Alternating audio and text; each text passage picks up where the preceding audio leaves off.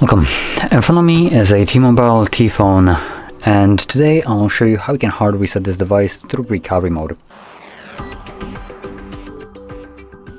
And this process will also remove things like screen lock, so if you have one set that you just don't know, as an example I do have one right here, then you can perform this hard reset of the device and this will remove it. Now unfortunately this will also remove all the data from your phone, and if you're logged into your Google account, the device will become FRP locked.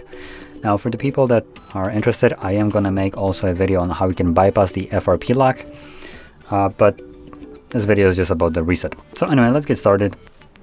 I'll begin from the lock screen as though I wouldn't know my pattern. So let's just pull down our notifications, tap on the power button right here and select power off.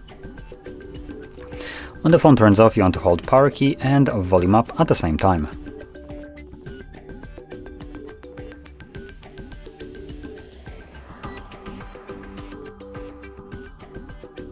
This will take us to the boot mode. So in here you want to select the first option, which is recovery mode, using only volume up.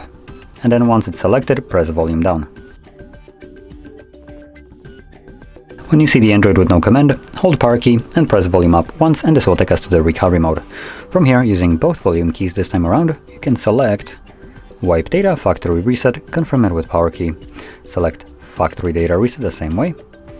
So begin formatting data, and well, it's already done. So let's select, or technically reboot system is already selected, so press power key, and this will reboot the device and continue the process in the background. Now this will take a little bit longer for the device to boot back up, just because it's continuing a factory resetting of the device in the background. So give it like 2 to 3 minutes, and after that we should be greeted with Android setup screen. So I'll be back once that is visible.